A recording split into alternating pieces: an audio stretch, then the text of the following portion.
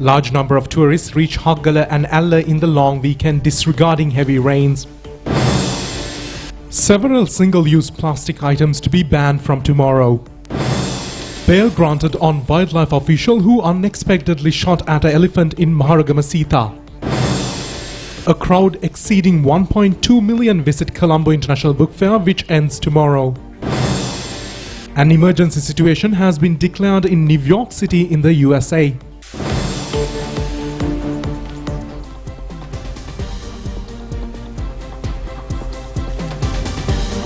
Now to those and more stories in detail on today's top story. The Department of Meteorology forecasts continuous rainy weather condition in the next week as well. People in many areas in the country are facing difficulties due to heavy showers. Many locations in the Mathura district including Athuraliya, Valletota and Ransekoda have come underwater. The water level in the lower lands is increasing rapidly due to the incessant rains lashing on the upper catchment areas of the Nilvala River.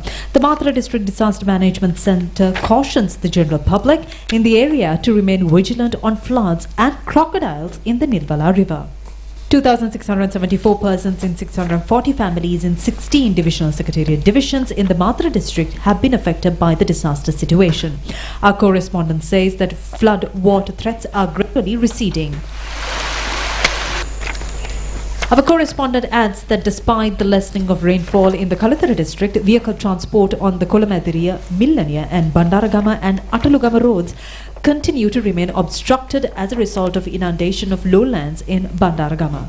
The Veerakatiya Irrigation Engineer's Office says all sluice gates in the Varapitiya Reservoir have been opened by 1 foot to encounter the heavy rainfall in the Hambantota district. The low-lying areas of Beliyatta, Damulla, Tangal and Palathurua are filled with water. Our correspondent further says divisional secretariat divisions of Ratnapura and Alapatha are still being affected by floods. The main bus route in Niralgama, the Karavita main road and the Alapatha Dimiyava road remain inundated for 3 days. Paddy harvest in 250 acres of paddy lands in the Athuraliya and Vilpita agrarian divisions have been destroyed due to heavy rainfall. Heavy rains have also flooded many byroads in Vellampitiya, Vennavatta and Velavatta in the Kolonava Divisional Secretariat Division.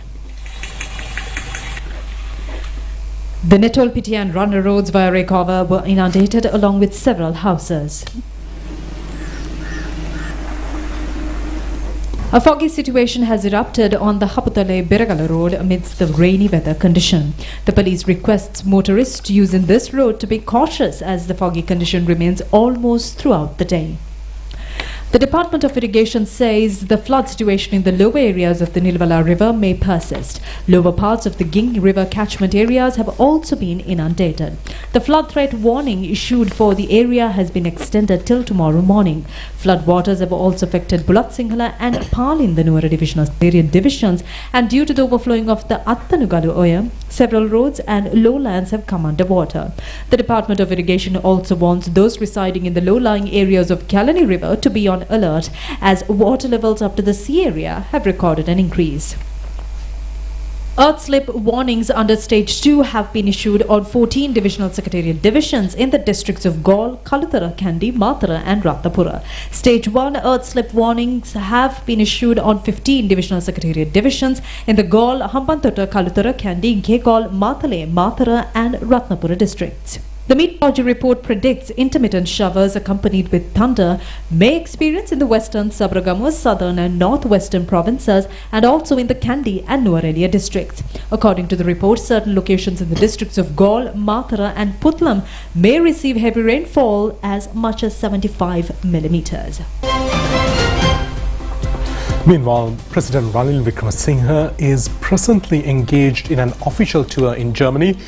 Prior to his attendance in the Berlin Global Summit, he has participated in several special meetings. A meeting between President Ranil Wickremesinghe and President of Friedrich Ebert Stirling Institute of Germany, Martin Schulz, has taken place in Berlin city recently. The president is accompanied by the talks in the delegation, including senior advisor to the president on national security and chief of staff Sagala Ratnayaka, president's senior advisor on economic affairs Dr. R.H.S. Samaratunga, secretary to the Ministry of Foreign Affairs Aruni Veerawardena. A female elephant that had participated in the annual Asala Perahara of Mahayanganaya, Rajamahaviharaya, has been injured after being shot by a wildlife officer at dawn today. The elephant named Maharagama Sita was reported to have participated in the final Randoli Perahara of the annual festival of the Mahayangana Rajamahaviharaya last night. Upon parade in the streets, she was tied up near the Mahavali river. According to the reports, the wildlife officer had fired at the elephant, mistaking it for a wild elephant. It is believed that the left foot of the animal had received 6 gunshot injuries. The veterinarians have taken measures to treat the elephant in the early morning hours itself. Our correspondent says another group of veterinarians have been dispatched to Mahayangana for further treatment. Wildlife officials were reported to have been engaged in duties due to the fear that wildlife threats in Mahayangana would cause obstructions to the Perahara. One such official had shot the elephant.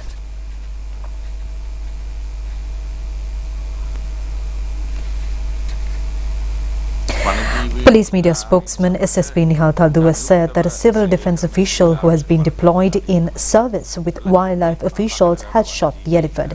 It has also been reported that this official was affiliated to the Mapakada Wildlife Office. The media spokesman added that, however, it has still not yet been confirmed whether the shooting was carried out using rubber bullets or live ammunition. Meanwhile, the Department of Wildlife Conservation has released a communique in this connection. It says that the group of officials have been deployed to minimize impact on the Perahara by wild elephants. The release adds that the female elephant was injured as a result of a shooting carried out by a wildlife official using rubber bullets. Director General of the Department of Wildlife Conservation, NGC Surya Bandara, says that a special investigation will be conducted by the Ministry of Wildlife Conservation regarding this incident. Several items of single-use plastic have been banned with effect from tomorrow. The relevant gazette notification was issued on the 19th of July this year. Accordingly, the usage, manufacturing and sale of plastic straws, mixers and single-use plastic cups, spoons, forks and knives, as well as plastic garlands and string hopper pads in the country will be prohibited. It has also been banned importing of such items for local usage as well for displaying purposes. Handing over such item free of charge is also prohibited. The Central Environmental Authority notifies that those who defy the order will be dealt with in a legal action under the provisions of the National Environmental Act. Secretary to the Ministry of Environment, Dr. Anil Jasinghe, said that banning of plastic is not isolated to Sri Lanka. It is a practice being carried out by almost every country in the world. The Secretary further said the aim is not to ban all types of plastic. He added that the type of plastic which are most harmful to the environment are being banned. He further said there could be alternatives for the banned items. The tourist locations in the island are reported to have been filled with local tourists who are enjoying the long weekend vacation. Substantial numbers of foreign tourists have also been observed. Despite the inclement weather condition, large numbers of local tourists have flocked to the Haggala Botanical Garden. The entire park is filled with numerous varieties of flowers. The daily turnover of the park has also been remarkably increased.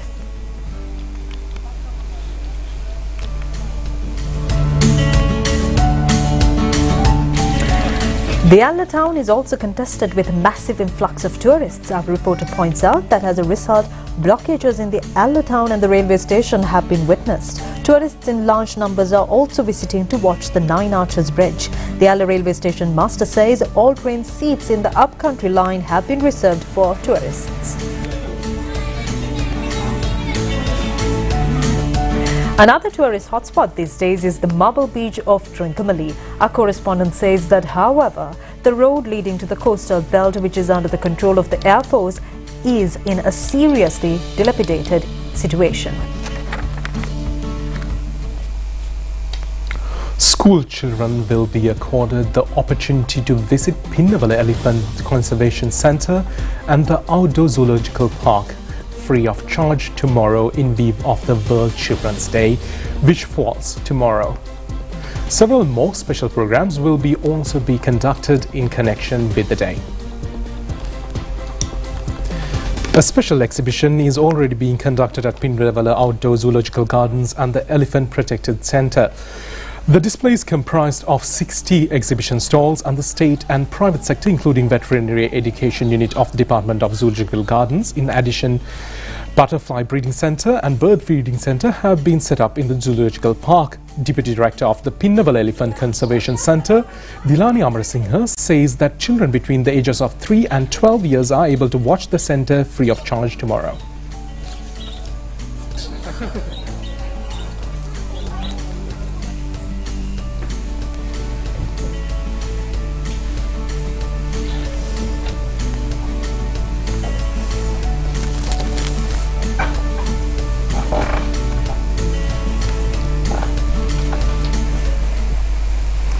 Measures have also been taken to provide environmentally friendly bags to around 4,000 students of Mahinda College, Galle, in connection with the World Children's Day. This was the concept of the principal of the school, Rusara Madduma Hevage.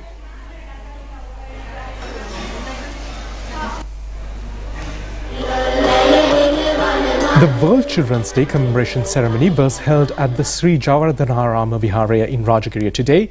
The BGF Jamma School, affiliated with the Viharaya, has organized a skills presentation concert of the students in parallel to the event, under the patronage of the chief incumbent of the Viharaya, Venerable Gunamaduwe Lankananda Thera.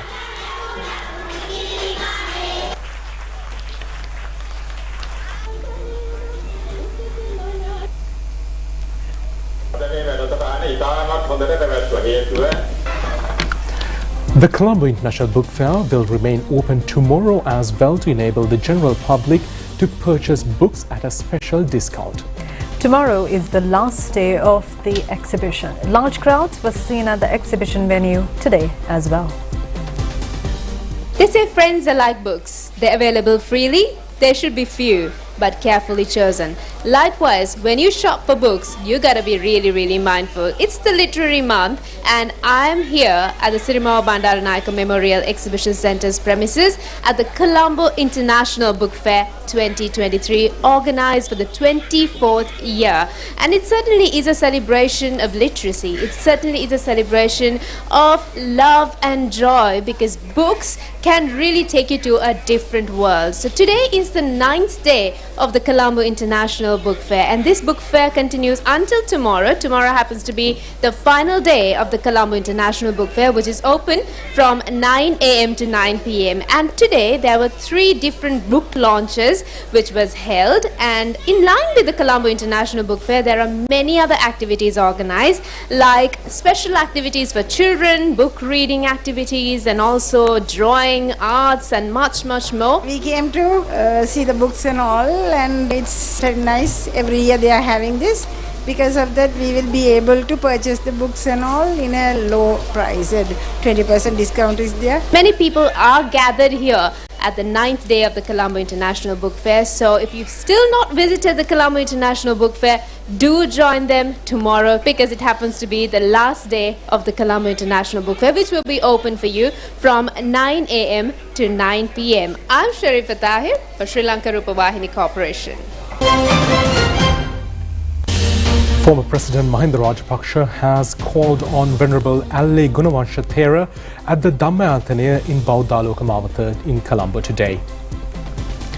At the meeting with the Venerable Thera, present issues in country, including how the increased electricity bills were affecting places of religious worship, were discussed. Former President Mahinda Rajapaksa said that people have been tormented with unbearable burden at present. He has further pointed out they must look into the solutions that could be provided. The former president added they are prepared for an election at any time. එක එක ඉඟි දෙනවා. කවුද එතකොට දැන් ඔබතුමාලගේ නායකත්වයට දෙන්න? නෑ ඒක තාම ඉතින් අපි ලාවට බලමු. කවුද නායකයා කියලා. අමල් රාජපක්ෂ මන්ත්‍රීතුමාමද මොකෝ? ආමල් මන්ත්‍රීතුමා ඉතින් තාම අයස දිනනෝනේ. තුමාලා මහමැතිවරණයකට සූදානම ජනාධිපතිවරණයකටද කොහමද? දෙකටම සූදානම්. දෙකටම සූදානම්. The former president also visited the Venerable Muruttettuwe Ananda Thera at the Abharame Viharya in Naharayanpitiya. The former president, Maithripala Sirisena, told media after a ceremony in Colombo yesterday that he, who had initially proposed the notion of creating an all-party government. Former President Maithripala Sirisena said that the local social media brought him to power and the same media slam-muddabbed him at length. The former president further said the government has not divulged any information of the act they are planning to table in parliament. And now for more local news items in brief. A competition to select twin beauty queens and handsome pairs was held at the Maharagama Youth Service Council yesterday. Out of the 250 competitors between the ages of 16 and 30 years, 14 have been selected for the grand final. National television correspondent says an elephant calf which roamed in the National Wildlife Park in Polonnaruwa is reported to be in a serious condition. The Polonnaruwa Wildlife Ranger's office has commenced treatment on the baby elephant. A 14-year-old student who went on sea bathing near the Fogala Bridge in the Habaradua is reported to be missing. Habaradua police station says the boy was among a group whom, rather from Hatton, have engaged in a recreation tour. Wildlife officials have been successful in taking out unharmed a crocodile fallen into an abandoned well in a forest area at the 9th mile post in the Suryapura police division in Kantale. The animal was released to the Mahavali river. Foreign news on the other side of this break.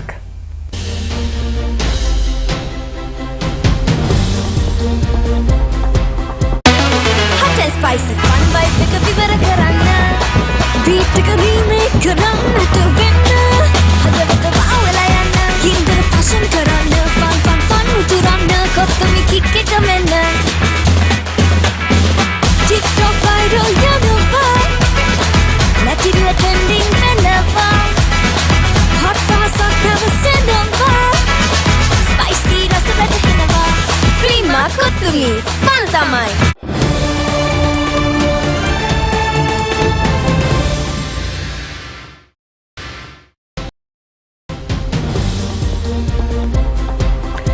Taking a look at your foreign news tonight, a state of emergency has been declared in New York City as strong storms bring flash flooding. Many of the city's subway systems, streets and highways have been flooded, while at least one terminal at the LaGuardia airport has closed yesterday before later opening. Up to 200 millimeters of rain fell in some parts of the city, but skies has calmed slightly in the evening. No deaths or critical injuries have been reported. A state of emergency has also been declared in New Jersey town of Hoboken, just across the Hudson River from New York City. In the New York City, Mayor Eric Adams warned people it was time for heightened alertness and extreme caution as the state of emergency was put in place. Flooding caused major disruptions to New York subway system and the Metro North commuter rail service. According to the Metropolitan Transportation Agency, some subway lines were suspended entirely and many stations were closed. More than 63.5 millimeters of rain were reported in 1 hour in Brooklyn Navy Yard. In virtual briefing, the New York's Chief of Climate Officer, Rohit Aragavala, said that the city's sewage system was only designed to handle 38 millimeters of rain per an hour. A suicide bomber blew himself up at a shop selling tea in Somalia's capital, killing at least 7 people. The cafe is frequented by members of the Somali security forces as well as civilians. The explosion yesterday occurred inside a tea shop in Bar Bulsho, Mogadishu, near the presidential palace in centre Somalia, said police spokesman Sadiq Dushi. Al-Qaeda-linked Al-Shabaab group claimed responsibility for the attack in a statement on its Arabic media unit, Shahada News Agency. It puts the name of dead at 11 and wounded at 18. Its numbers on casualties in attacks often differ from government figures. Yesterday's attack came barely a day after the 5 civilians were killed and 13 others were wounded in a car bombing near a market in central Somalia. A truck bombing on Saturday in the central town of Beledweyne killed 21 people, razing buildings and injuring dozens. In June, Al-Shabaab, which aims to topple the central government, killed 54 Ugandan soldiers at their base southwest of Mogadishu.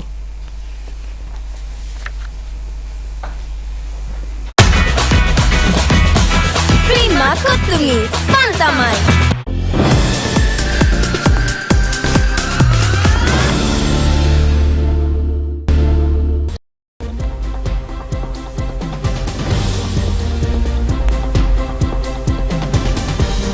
Now to sports news, we are looking at the world of athletics.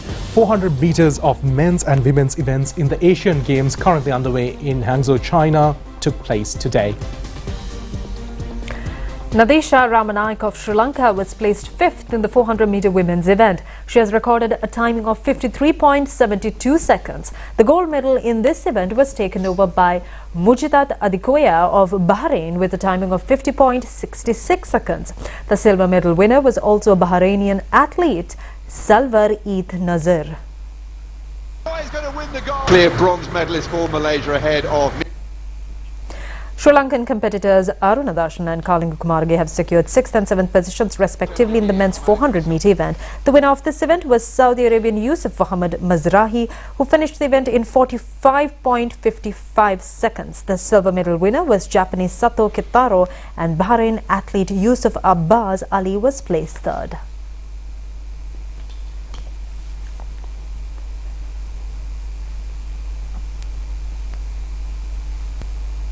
Bahraini is dying, Mazrahi is coming, and so to his family, they've taken it!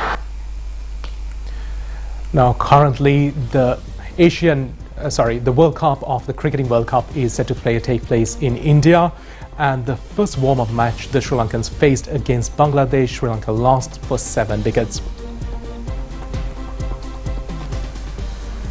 The Sri Lankan team, after winning the toss, were all out for 263 runs. Pathum Nissanka 68 and Dhananjay De Silva 55.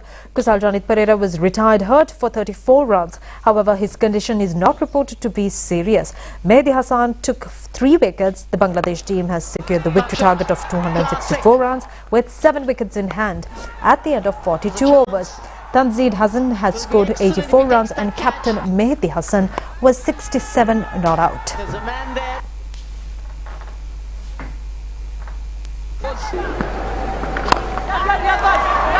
Hasn't hit it. That's even better, I would say.